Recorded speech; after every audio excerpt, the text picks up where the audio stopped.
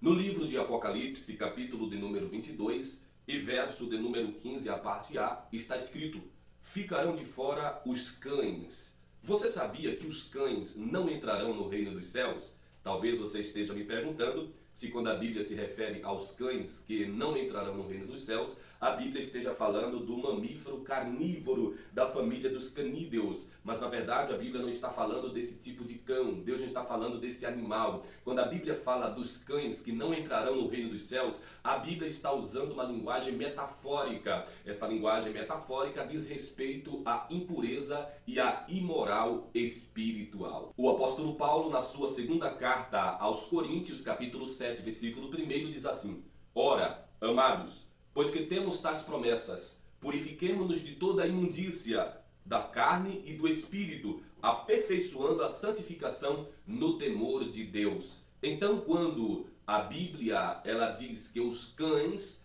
não entrarão no reino dos céus, ela está usando uma linguagem metafórica, se referindo à impureza moral e espiritual. O apóstolo Paulo empregou o vocábulo cães em relação aos maus obreiros que pervertiam a sã doutrina. Esses são os cães que a Bíblia se refere, de que não entrarão no reino dos céus. Filipenses capítulo 3, verso 2 diz assim: guardai-vos dos cães, guardai-vos dos maus obreiros. Naqueles dias, muitos falsos obreiros, por terem optado fazer a sua própria vontade e a vontade do povo ou a vontade do próprio diabo, ao invés de fazer a vontade de Deus que está nos céus. Se você abrir a sua Bíblia no livro de Mateus, capítulo 7 e versículo de número 21, nem todo aquele que me diz Senhor, Senhor, entrará no reino dos céus, mas aquele que faz a vontade de meu Pai que está nos céus. Na primeira epístola de João, capítulo de número 2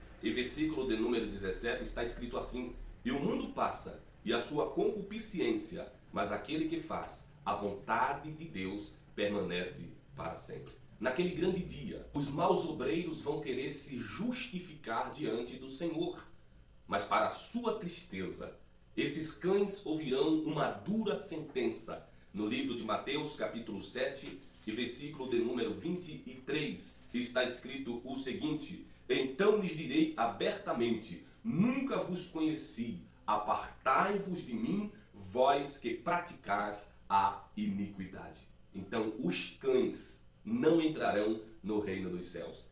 Esta é uma linguagem metafórica que se refere à impureza moral e espiritual. Amém?